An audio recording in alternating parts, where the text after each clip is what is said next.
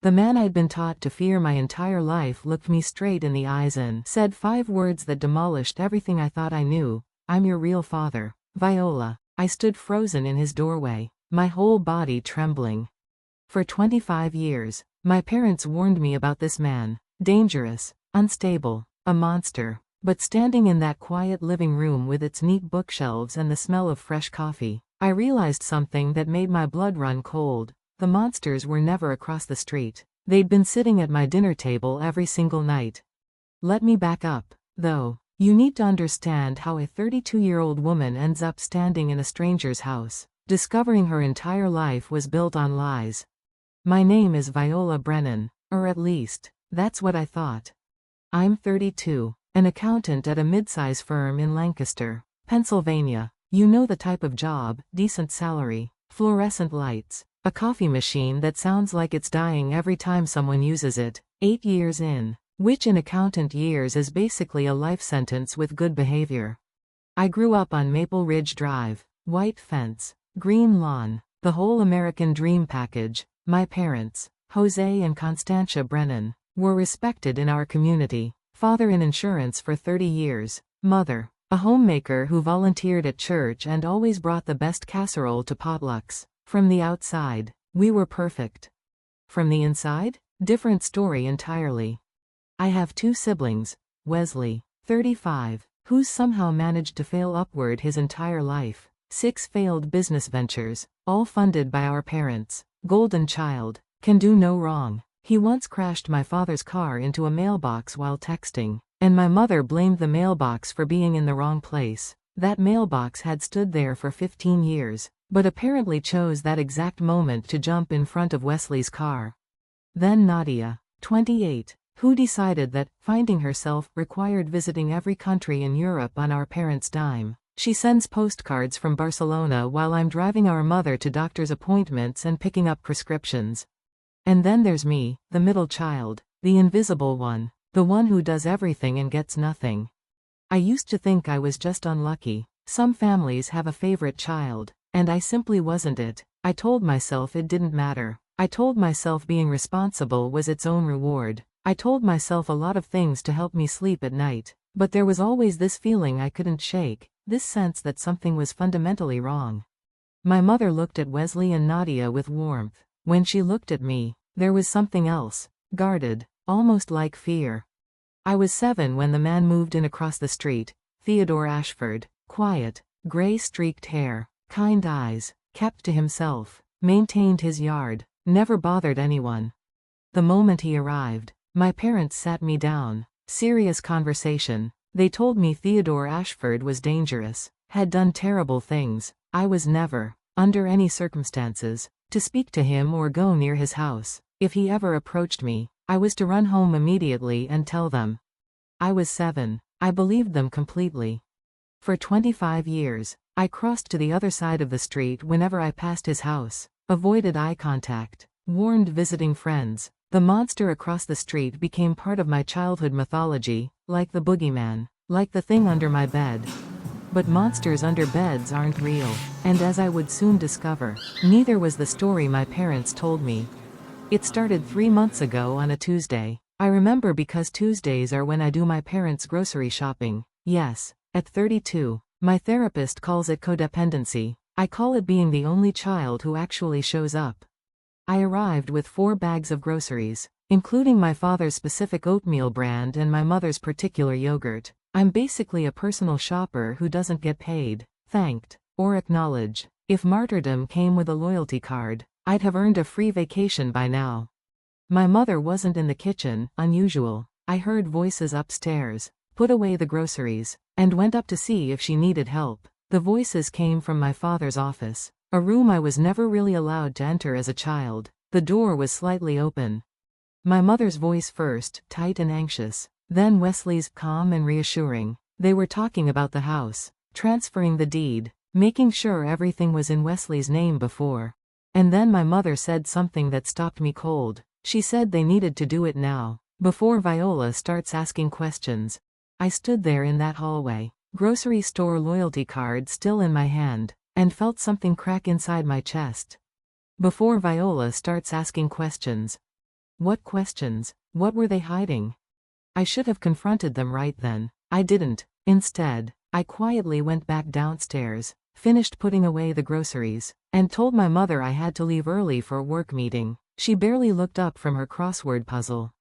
That night, I couldn't sleep. I kept turning those words over. Before Viola starts asking questions, I started thinking about all the little things that never added up. Why I looked nothing like my siblings. Why my mother kept my baby photos in a separate album tucked away in the attic instead of displayed with Wesley's and Nadia's. Why, when I asked about my birth story, she always changed the subject.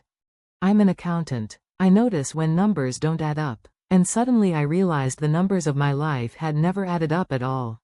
A week later, I volunteered to help clean out the attic. My mother hesitated, but I insisted, just trying to be helpful. Mom, just trying to be a good daughter. The same performance I'd been giving for 32 years.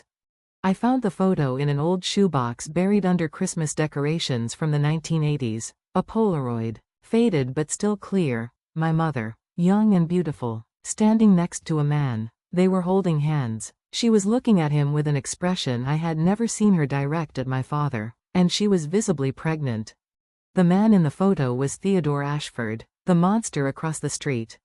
My hands shook so hard I almost dropped it. I turned it over. On the back, in my mother's handwriting, were 2 words and a date, our miracle, and a date exactly 9 months before my birthday. I shoved the photo in my pocket and climbed down. My mother asked if I'd found anything interesting. I smiled and said, just old Christmas ornaments. I learned that smile from her, the one that hides everything. Before we continue, hit that subscribe button and tell me in the comments where you're watching from and what time it is there. I read every single comment. Thank you.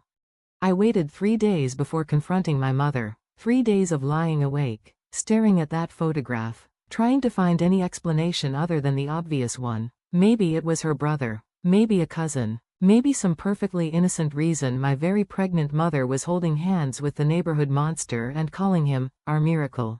But accountants don't believe in maybe. We believe in documentation. And that photo was documentation of something my family had been hiding for over 3 decades. I chose my moment carefully. A Sunday afternoon when my father was napping and Wesley wasn't around. I found my mother in the kitchen, doing what she always did, preparing food for people who never appreciated it, just like me. Actually, maybe that was the one thing we had in common. I placed the photograph on the counter next to her cutting board. I didn't say anything. I just watched her face. The color drained from her cheeks so fast I thought she might faint. Her knife clattered against the counter. She stared at that photo like it was a snake that had just slithered into her kitchen. When she finally looked up at me, I saw something I'd never seen before in my mother's eyes. Pure, undiluted panic. She tried to explain, stumbled over words, contradicted herself, changed her story 3 times in 2 minutes. First, Theodore was just an old friend. Then, a coworker of my father's. Then, she claimed she didn't even remember taking that photo, that it must have been some kind of joke. I asked her one simple question: is Theodore Ashford my biological father? That's when panic turned to anger. My mother's face hardened into something ugly. She told me I was being ridiculous, stirring up old dirt that should stay buried. She told me that if I continued down this path, I would be cut out of this family completely. Cut out, like I was ever really included in the first place. I asked about the house transfer, why she and my father were secretly putting everything in Wesley's name. Her face went from angry to absolutely furious. She demanded to know if I'd been spying, accused me of being ungrateful after everything they had done for me. Everything they had done for me. I wanted to laugh. What had they done for me, exactly? Provided the bare minimum of food and shelter while lavishing attention and money on my siblings? Made me feel like a guest in my own home for 32 years? Lied to me about my own identity? But I didn't laugh. I didn't cry either, even though part of me wanted to. I just picked up the photograph and walked out. That night, my father called. His voice was cold in a way I'd never heard before. He told me my mother was very upset. Told me I needed to apologize and forget whatever nonsense I'd gotten into my head. Told me that Theodore Ashford was a dangerous man who had stalked my mother years ago, and bringing up his name was causing her genuine distress. When I asked why Theodore had stalked her, my father said it wasn't my business. When I asked why they'd never called the police, he said they'd handled it privately. When I asked why Theodore would move across the street from the woman he allegedly stalked, my father hung up on me. The next few weeks were a masterclass in family gaslighting. Suddenly, everyone was concerned about poor, confused Viola. Wesley called to suggest I might be having a breakdown from work stress, used his fake sympathetic voice, the one he pulls out when he wants something, suggested I see a professional before I embarrassed myself further. Nadia sent a long text from wherever she was in Europe, all about how family is family and sometimes we have to let go of the past. Easy to say when you're sipping wine in a Tuscan vineyard on someone else's credit card. Even my fiancé, Jace, started acting strange. Jace Edwards, the man I'd been with for 3 years, the man I thought I was going to marry. He sat me down one evening and told me my family was worried, said I was becoming obsessed with something that probably meant nothing, said I was embarrassing everyone with my conspiracy theories. Funny thing about Jace, he'd been trying to get my father to invest in his real estate development company for over a year. My father kept saying he'd think about it, and now, suddenly, Jace was very interested in keeping the Brennan family happy. What a remarkable coincidence. His concern for my mental health arrived at the exact same time as his need for their money. I'm sure those two things were completely unrelated. I looked at this man I thought I loved and realized I didn't know him at all, just like I didn't know my family, just like I apparently didn't know myself. I started doing research, quietly, carefully. I pulled my own birth certificate from the county records office. The original had been amended when I was 2 years old. Amended, not issued at birth. Amended. The original father's name was blacked out, replaced with Jose Brennan. Who amends a birth certificate 2 years after a child is born? I'll tell you who. Someone with something to hide. I searched for any public records about Theodore Ashford. If he was really a dangerous stalker, there should be something, a restraining order, an arrest record, a news article. What I found was the opposite. Theodore Ashford was a retired professor of literature from the local community college, taught there for 30 years before retiring with honors, volunteered at the public library twice a week, no criminal record, not even a parking ticket. The only thing I found connecting him to my family was a brief mention in a police blotter from 25 years ago. Constantia Brennan had filed a harassment complaint against Theodore Ashford. The case was closed 3 months later due to insufficient evidence. Insufficient evidence. The same words that kept echoing in my head about everything my parents had ever told me. I started paying closer attention to Theodore, watching him from my old bedroom window at my parents' house. He tended his garden every morning, collected his mail at the same time every afternoon. Sometimes he would stand on his porch in the evening, looking across the street at my parents' house with an expression I couldn't quite read. Longing? Regret? Something else entirely? One afternoon, I noticed him watching as I helped my mother bring groceries inside. Our eyes met for just a moment, and in that moment, I saw something that sent a chill down my spine. He recognized me, not like a neighbor recognizes someone who's lived across the street for years. He recognized me the way you recognize someone you love, someone you've lost, someone you've been waiting to see again. Then my mother called my name sharply, and I looked away. When I looked back, Theodore had gone inside. The next week, I received something in the mail that changed everything. No return address. My name handwritten in careful, elegant script. Inside was a DNA testing kit and a single note on plain white paper. The truth is waiting when you're ready.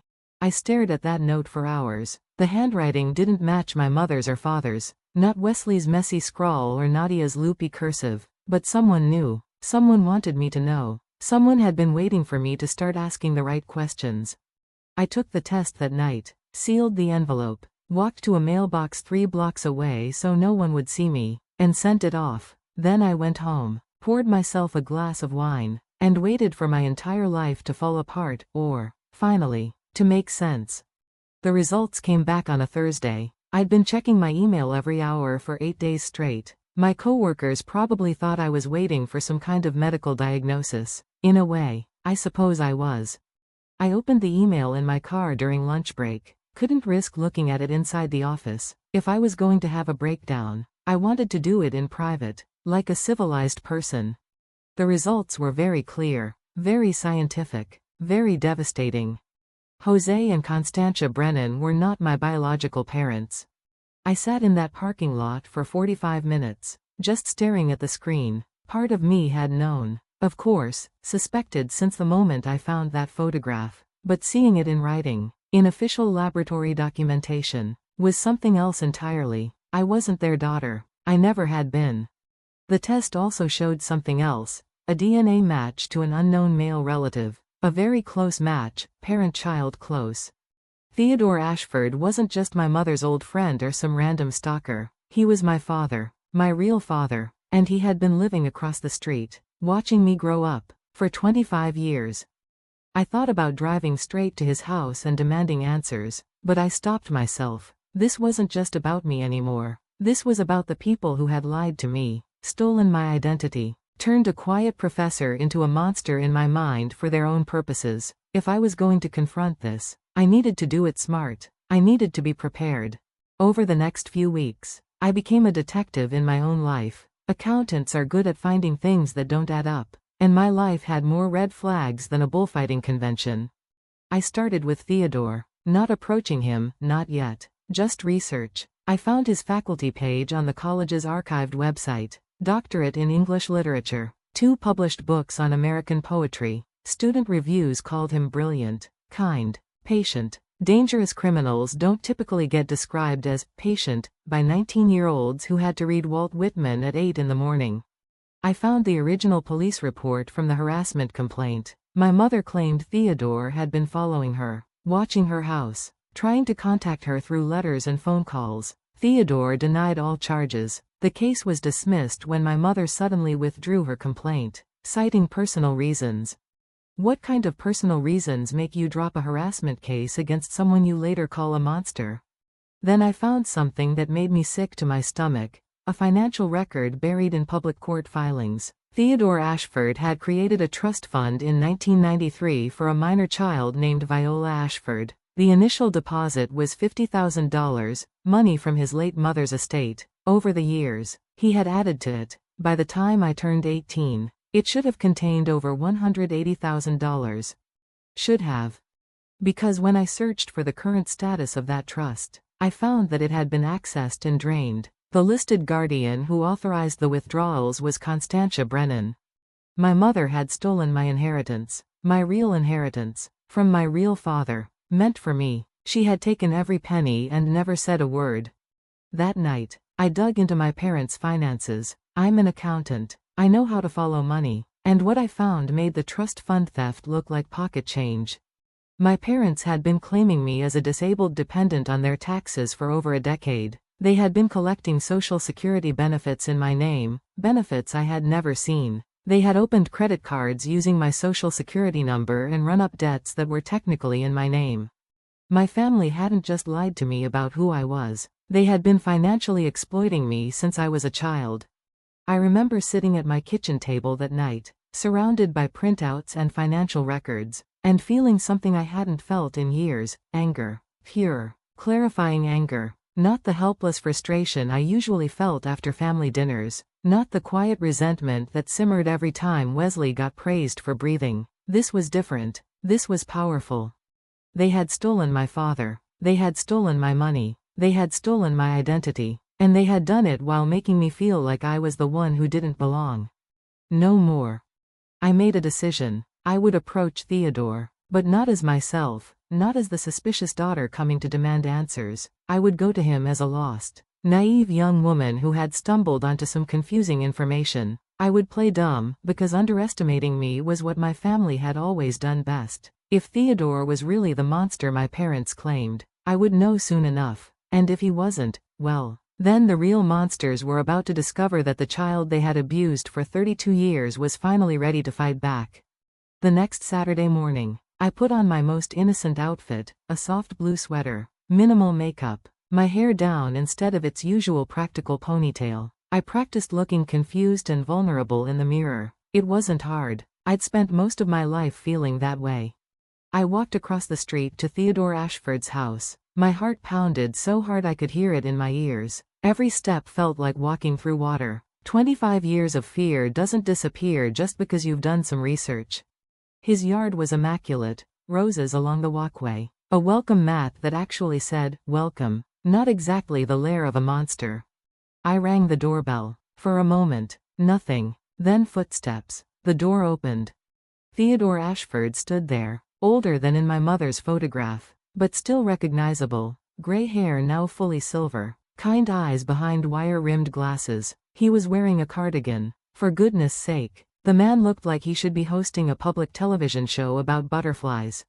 He stared at me for a long moment, and then I watched as recognition flooded his face, followed by something that looked like grief, followed by something that looked like hope. He said my name, not a question, a statement, Viola.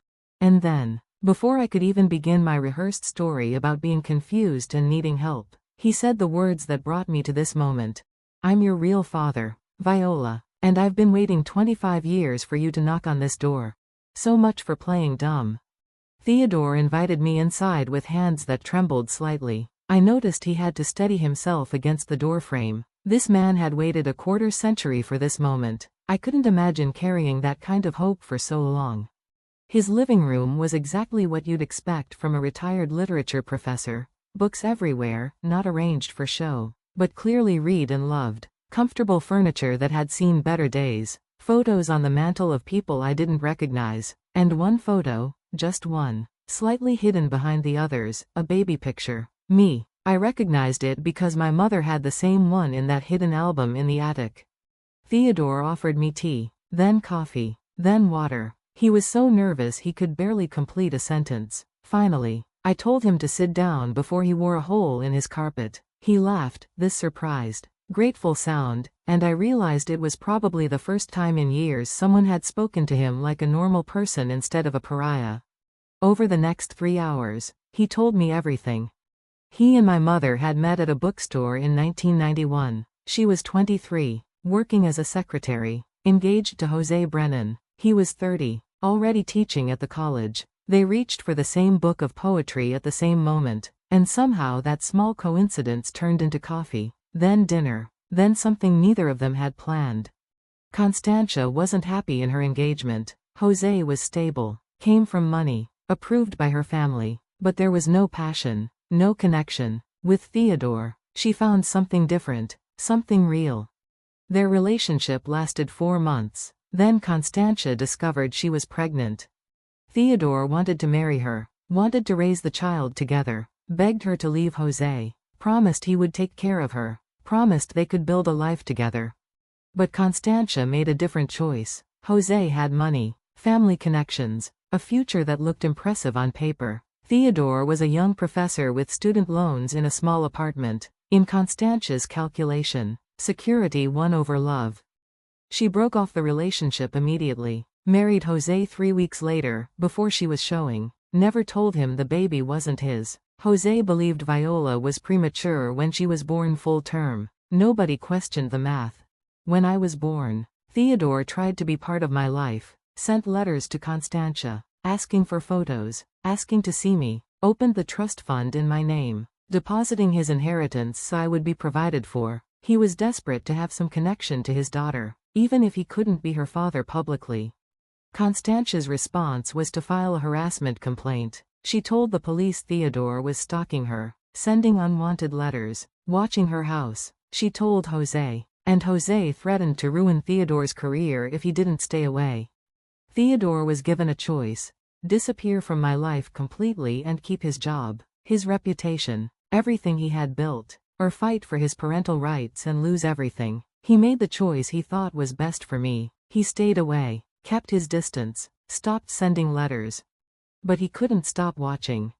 When the house across the street went up for sale 5 years later, Theodore bought it, not to stalk, not to harass, just to be close, just to watch his daughter grow up. Even if she never knew who he was, just to make sure she was okay. All those years, he was there. Every birthday, every first day of school, every milestone, I had someone watching from his window. He kept a journal of everything he saw. He never stopped loving a daughter who had been taught to fear him. I asked about the trust fund. His face darkened.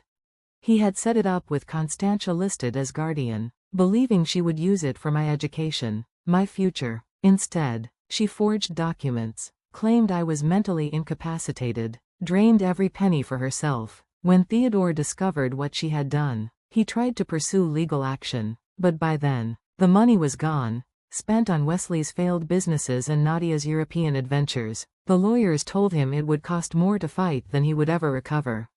So he did the only thing he could. He kept watching, he kept waiting, and he kept hoping that someday his daughter would find her way to the truth. Then I asked about the DNA kit, the one that arrived anonymously at my apartment. Theodore's eyes filled with tears. He admitted it was him. He had been watching for years, waiting for any sign that I was questioning things. When he saw me find the photograph in the attic through my old bedroom window, when he saw the way I looked at it before hiding it in my pocket, he knew I was ready. He said he'd bought that DNA kit 3 years ago, had been carrying it in his desk drawer, waiting for the right moment. When he saw me searching, he finally had the courage to send it. He apologized for not being braver, for not finding another way, for every birthday he missed, every scraped knee he couldn't bandage, every achievement he couldn't celebrate. I told him he had nothing to apologize for. The villains of this story were not across the street. They were in the house I had called home for 32 years. He showed me documentation, box after box of letters he had written and never sent, birthday cards for every year of my life, carefully stored, never delivered, legal correspondence about the trust fund, the original birth certificate listing Theodore Ashford as father, before Constantia had it amended. I had come to this house planning to play naive. Instead, I found myself crying for the first time in months. Not sad tears, something else. Relief, maybe, or grief for all the lost years, or just the overwhelming feeling of finally being seen. Theodore held my hand, this man I had feared my whole life, and apologized again. I told him to stop apologizing. We had work to do. We made a plan that day. Not a revenge plan, not exactly. A justice plan. Theodore had documentation of the trust fund theft. I had evidence of the identity fraud, the tax evasion, the Social Security scam stretching back years. Together, we had enough to bring down the entire house of cards my parents had built their comfortable life upon. But we had to be smart. We had to be careful. Constantia had spent decades manipulating everyone around her. She would not go down without a fight. I returned home that night and did something that required every ounce of acting ability I possessed. I apologized to my mother, told her I'd been stressed, confused, that I'd let my imagination run wild, told her I was ready to be a good daughter again. Constantia accepted my apology with gracious condescension. Of course she forgave me. She understood I was going through a difficult time. She even hugged me, this woman who had stolen my father, my money, my identity. I hugged her back and smiled because while she was patting herself on the back for bringing her wayward daughter back into line, I was mentally cataloging every document I would need to access, every file cabinet to photograph, every piece of evidence to build an airtight case. Over the next month, I became the perfect daughter, helped with groceries, attended family dinners, laughed at my father's jokes and complimented my mother's cooking, even pretended to reconcile with Jace, letting him believe I'd come to my senses, all while secretly meeting with Theodore every week, photographing documents when my parents weren't looking, building a case that would destroy everything they had built on my suffering. I found the folder 2 weeks before we planned to take action. It was in my mother's filing cabinet behind old tax returns and utility bills, a folder labeled VA Settlement, VA, Viola Ashford, my real name, the name on my original birth certificate, the name I should have grown up with.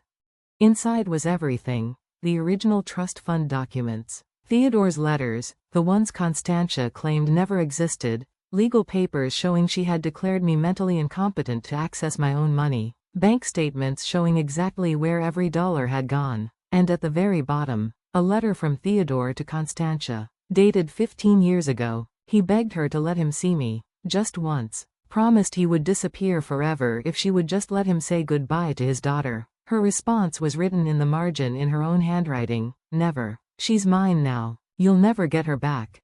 I took photos of everything. Then I carefully replaced the folder exactly as I'd found it. My mother was calling from the kitchen, asking if I wanted to stay for dinner. I said yes, of course. I would love to stay for dinner. After all, it would be one of the last family dinners we would ever have. "If you're still with me," Thank you so much for listening. If you're enjoying this story, a quick like really does help more than you know. It helps other people find these stories, too. Okay, now let me tell you what happened next. The invitation went out 3 weeks before the party, Jose and Constantia Brennan's 32nd wedding anniversary celebration. All friends and family welcome, catered dinner, live music, speeches from the children. My mother was thrilled when I suggested it. She had always wanted a big anniversary party, the kind where everyone could see how perfect her life was, how successful her husband, how devoted her children, how blessed she was. I told her I wanted to plan the whole thing, a gift from me to make up for my recent behavior. She accepted with tears in her eyes, this woman who had stolen everything from me, genuinely moved by my apparent devotion. If I wasn't so angry, I might have admired her ability to believe her own lies. The planning took 3 weeks, coordinating with caterers and musicians, sending invitations to every person who mattered in my parents' social circle, neighbors, church friends, my father's former colleagues, my mother's book club, the extended family who had watched me grow up believing I was the difficult middle child.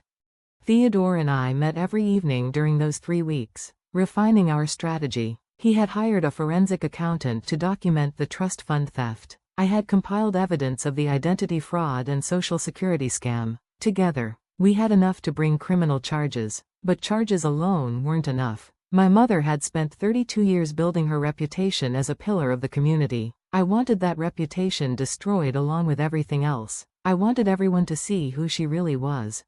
Theodore tried to talk me out of the public confrontation, said the legal process would be enough, said we didn't need to humiliate them in front of everyone they knew, said revenge wasn't worth becoming someone I wasn't. I reminded him that he had watched his daughter grow up from across the street for 25 years because of what this woman had done. Reminded him that she had stolen his mother's inheritance, money meant for the grandchild Eleanor never got to meet. Reminded him that my entire childhood had been a lie constructed to benefit people who never loved me. He didn't argue after that.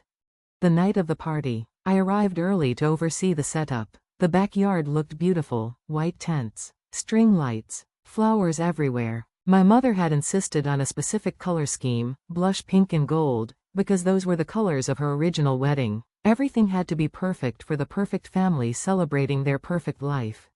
I caught myself arranging centerpieces and had to laugh. Here I was, planning the most elaborate family takedown in Maple Ridge Drive history, and I was still worried about whether the flower arrangements were symmetrical. Old habits die hard, I suppose. 32 years of being the responsible daughter doesn't just disappear overnight. Guests started arriving at 6. By 7, the backyard was full, 50 people, maybe more, all dressed in their Sunday best, all ready to toast 32 years of marital bliss.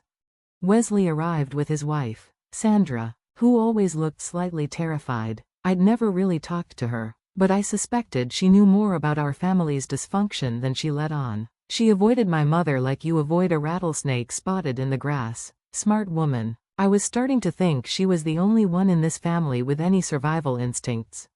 Nadia had actually flown in from Portugal for the occasion. My mother was beside herself with joy, her youngest daughter. Home at last. Never mind that Nadia was home because I had secretly paid for her flight, telling her there was something important she needed to see. And then there was Jace, my fiancé, looking handsome in a new suit, already deep in conversation with Wesley about some investment opportunity. He had been particularly attentive lately, probably because he sensed the tide turning in his favor with my parents. If he played his cards right, he might finally get that investment from my father. I watched him laughing with my brother, two men bonding over their shared interest in my family's money, and felt absolutely nothing. Whatever love I had once felt for Jace Edwards had been replaced by something cold and hard, like a number that doesn't balance. Like a column of figures that will never add up no matter how many times you check them.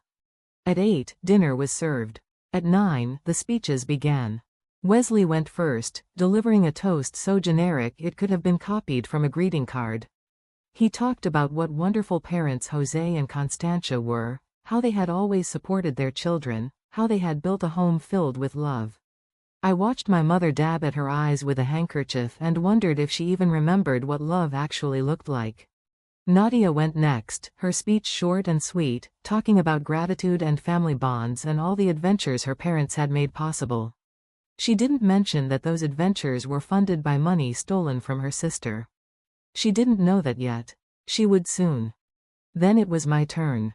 I walked to the small stage we had set up, microphone in hand, heart pounding but hands steady. 50 faces looked up at me, expecting another generic toast about wonderful parents and blessed childhoods. I smiled at my mother. She smiled back, already composing her humble acceptance of my praise. I began by thanking everyone for coming to celebrate this special occasion. I talked about how meaningful family was, how important it was to know where you came from, who your people were, how the truth always matters, even when it's difficult. I saw my mother's smile falter slightly.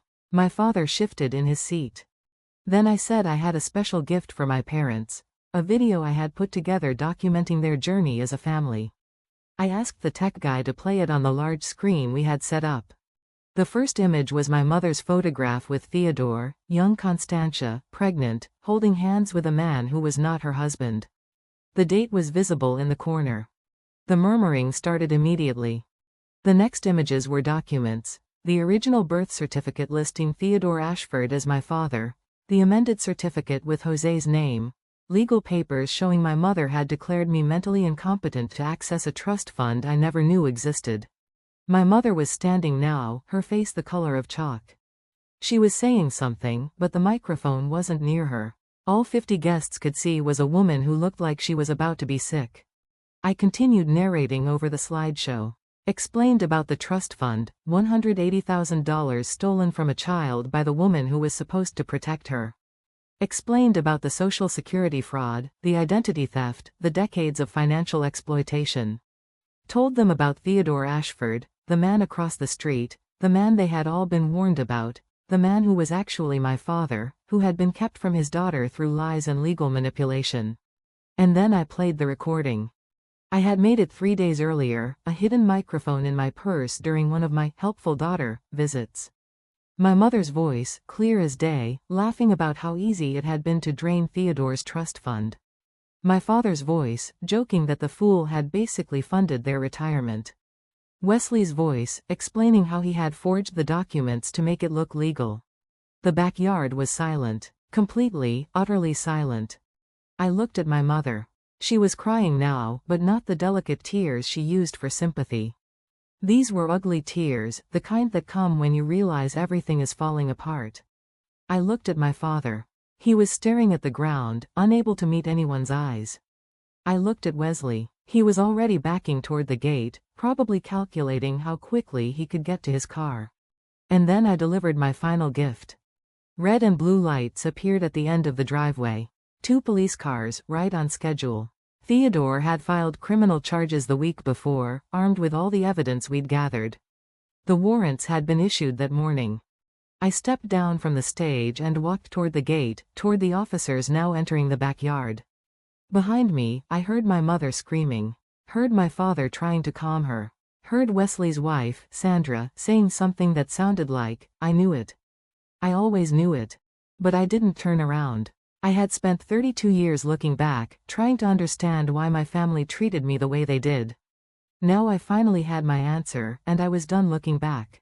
The arrests happened quickly. The officers were professional, efficient, clearly prepared for the possibility of resistance. My mother tried to resist, of course. Tried to explain, to justify, to blame everyone except herself. Theodore had manipulated me. I was mentally unstable. This was all a misunderstanding. The officers weren't interested in her explanations. They had warrants. They had evidence. They had a job to do. Jose Brennan was arrested for fraud, identity theft, and conspiracy. Constantia Brennan faced the same charges, plus additional counts related to the trust fund theft. Wesley Brennan, who had tried to slip away during the chaos, was caught at the garden gate and arrested for his role in forging documents. I suppose you could say the party favors were a bit unconventional this year.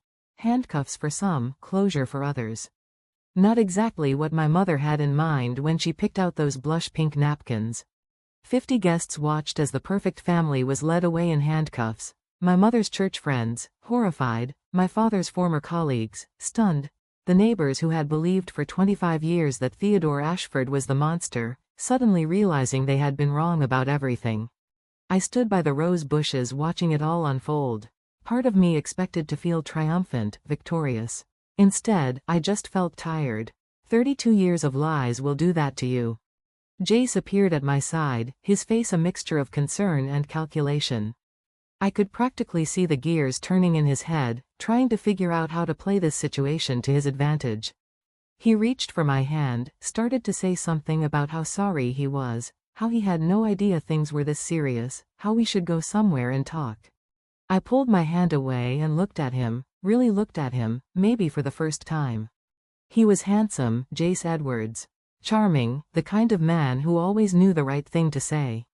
But looking at him now, I saw someone else, someone who had sided with my family when I needed him most, someone who had called my search for truth an obsession, someone who had been more interested in my father's investment than in my well-being.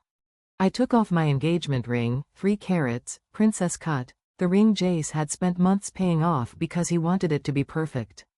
I placed it in his hand and closed his fingers around it.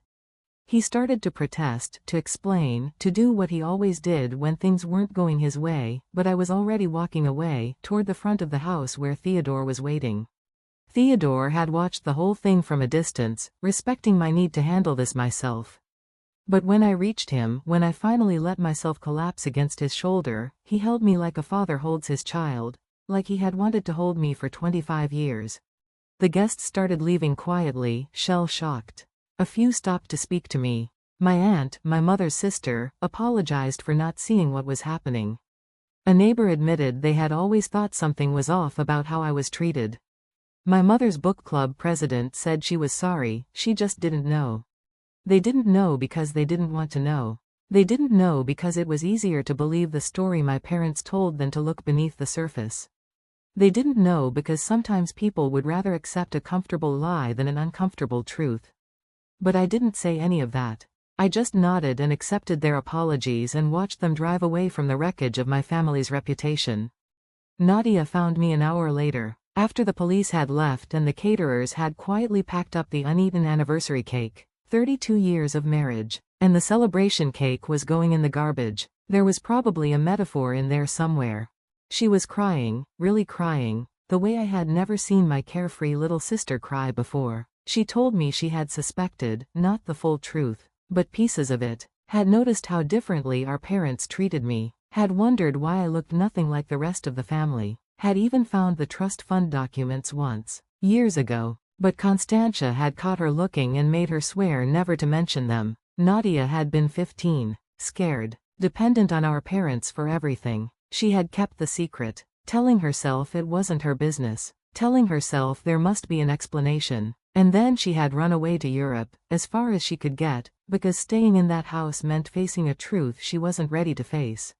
I wanted to be angry with her. Part of me was angry, but looking at my little sister, mascara streaking down her face, I saw someone who had also been damaged by our parents' lies, not in the same way I had been, but damaged nonetheless. I told her we had a lot to talk about, told her I wasn't ready to forgive her yet, but I also wasn't ready to lose her completely. She hugged me so tight I could barely breathe, and for the first time in my life, I felt like I might actually have a real sister. The house was empty now. The string lights still twinkled, absurdly festive against the backdrop of destruction. Theodore and I stood in the backyard, looking at the home where I had grown up, the home that had never really been mine. He asked me if I was okay. Such a simple question, such a complicated answer. I told him I would be, eventually. But right now, I just wanted to go home. He looked confused for a moment. Home? Where? I smiled, the first real smile I had felt in months. Home, I told him, across the street, where I should have been all along. We walked back to his house together, my father and I, the monster and his daughter, and for the first time in 32 years, I wasn't afraid of what I might find there. The legal process took 6 months, 6 months of depositions, hearings, evidence reviews, and more paperwork than I had ever seen in my accounting career. And believe me, I have seen a lot of paperwork. I once audited a restaurant that kept receipts in shoeboxes. This was worse. The criminal case went first. Jose pleaded guilty to reduced charges in exchange for cooperating with the investigation. His lawyer cited his age and health issues, painted him as a man who had simply followed his wife's lead for 32 years. The judge wasn't entirely convinced, but she accepted the plea. Jose received 3 years probation, 200 hours of community service, and complete forfeiture of his pension. Constantia did not plead guilty. Constantia fought every single charge with the kind of viciousness that made me realize I had never really known my mother at all. She hired expensive lawyers, filed motion after motion, tried to paint me as an ungrateful daughter manipulated by a predatory older man. The jury didn't buy it. They deliberated for less than 4 hours.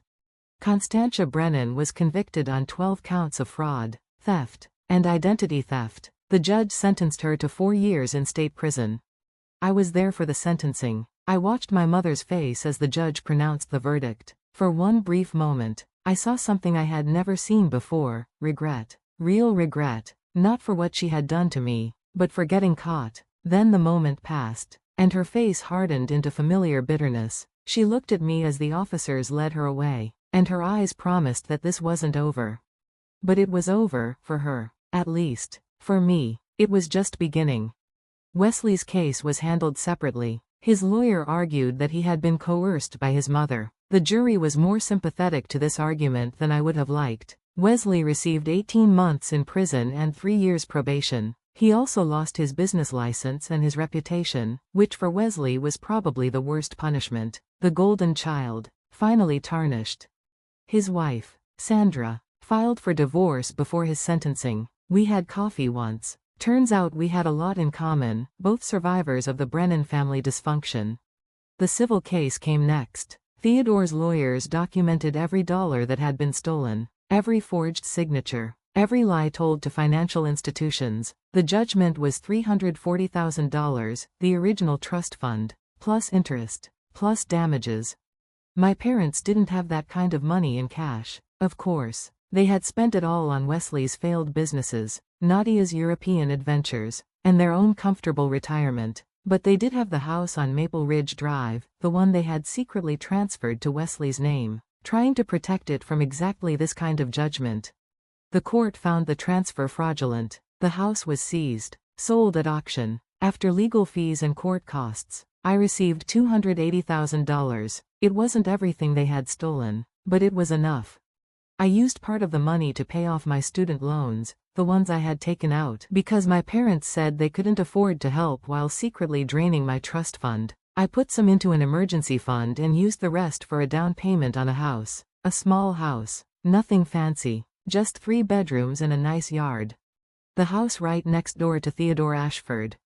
My real estate agent thought I was crazy. Why would a young woman want to live next to an elderly professor in a quiet neighborhood? I didn't explain. Some things are too complicated for real estate transactions. I quit my job at the accounting firm. 8 years of fluorescent lights and dying coffee machines were enough. I started my own bookkeeping business, working with small businesses and independent contractors who needed someone to keep their finances straight. It wasn't glamorous, but it was mine. My name on the door. My rules. My life. Theodore and I had dinner together every Sunday. He would cook his mother's recipes, the ones Eleanor had never gotten to teach me. I would bring dessert from the Italian bakery downtown. We talked about books, about history, about all the years we had missed. He showed me photos of my grandmother, a woman named Eleanor, who had died when I was 5. She had known about me. Theodore said she had wanted to meet me desperately, but Constantia had refused all contact, and Eleanor had died without ever holding her grandchild. I keep one of those photos on my nightstand now. Sometimes I talk to her late at night when I can't sleep. I don't know if she can hear me, but it helps. Nadia and I are rebuilding our relationship slowly. She moved back from Europe, started working as a translator for a nonprofit. She visits once a month. We don't talk about our parents much. There's too much pain there, still too raw. But we talk about other things, sister things, future things. She's the only Brennan I kept. Jace tried to contact me a few times, texts, emails, even a handwritten letter I threw away without reading. Eventually, he got the message. Last I heard, he was engaged to someone else. Good luck to her. The neighbors think Theodore and I are quite the pair, the retired professor and the accountant, living side by side, having Sunday dinners on the porch. I overheard one of them wondering if we were some kind of eccentric intellectuals, dangerous criminals, the both of us. Watch out for the woman with the spreadsheets and the man with the poetry books. We might audit your taxes and then discuss Whitman. The Brennan house sold 8 months after the auction. A young family bought it, a couple with 2 children and a golden retriever. I watched the moving trucks from Theodore's porch and felt something unexpected. Peace. Not happiness, exactly, but peace. One morning, about a year after the trial, I found Theodore sitting on his porch with a cardboard box. He looked different that day, older. Somehow, like he had been carrying something heavy for a long time and was finally ready to set it down. He asked me to sit with him. I did. Settling into the chair that had become mine over the past months, the one with the faded cushion that Theodore kept meaning to replace but never did, I told him not to bother. That cushion had survived longer than my engagement to Jace, which meant it had earned its place. He said he had something for me, something he had been saving for 25 years. Inside the box were birthday cards, 25 of them, one for every year since he had moved across the street. Each card was still sealed in its envelope, my name written in Theodore's careful handwriting on the front. I opened them one by one. The card from my 7th birthday described watching me learn to ride a bicycle, how I had fallen 3 times, gotten back up each time, and finally pedaled to the end of the street with my arms raised in triumph. He had been celebrating silently from his window. The card from my 16th birthday mentioned a boy who had come to pick me up for what must have been my first date. Theodore had wanted to be the one standing on that porch, protecting his daughter, threatening the boy with vague but meaningful consequences. Instead, he had watched from behind his curtains. Every card was like that. 25 years of milestones observed from a distance. My graduation, my first car, my first apartment. He had documented all of it. He had loved me through all of it, even when I didn't know he existed as anything other than a monster. The card from my 30th birthday mentioned my engagement to Jace. Theodore had seen the ring when I visited my parents that Christmas. He had worried that something wasn't right, that Jace looked at me the way people look at investments rather than partners. He had wanted to say something but knew he couldn't, so he wrote it in a card I would never receive and hoped I would figure it out on my own. I did figure it out eventually, just not soon enough. The last card was different. It wasn't sealed. It wasn't old. Theodore had written it just days before. It said, "I never stopped believing you would find your way home. And now that you're here, I want you to know something I've waited your whole life to tell you. I am proud of you, not for what you did to them, but for who you became despite them. You are strong and kind and brave. You are everything I hoped you would be. You are my daughter, and I love you." I cried reading that card. Not the quiet tears I had trained myself to produce over years of family dinners. Real tears. Ugly tears. The kind that come when something inside you finally breaks open and heals at the same time. Theodore held my hand while I cried. He didn't say anything. He didn't need to. Some things are beyond words. When I finally stopped crying, I looked across the street at the house where I had grown up. The new family had painted the shutters blue. The children had left bicycles on the lawn. A tire swing hung from the old oak tree, something my parents had never allowed because it would have ruined the aesthetic. The house looked happy now, in a way it never had when I lived there. I thought about Constantia in her prison cell, probably writing letters I would never read. Thought about Jose doing community service somewhere, certainly complaining the whole time. Thought about Wesley rebuilding his reputation, probably already spinning stories about how he had been manipulated. They would move on. Eventually, they would find ways to justify what they had done, to convince themselves they were the real victims. People like them always do. But I was done thinking about them. I had spent 32 years in their orbit, defining myself by their approval, measuring my worth by their attention. Now I had something better. I had a father who had loved me from across the street for 25 years. I had a sister who was trying to make things right. I had a small house with a big yard and a bookkeeping business with my name on the door. I had Sunday dinners and poetry discussions and a faded porch cushion that had earned its keep. I had a life that was finally, truly mine. Theodore squeezed my hand. "Ready for dinner?" I nodded. "What are we having?" "Your grandmother's lasagna." The recipe she always made for special occasions. I smiled. Sounds perfect. We walked inside together, my father and I, and for the first time in my life, I wasn't looking back over my shoulder, waiting for something to go wrong. I was looking forward,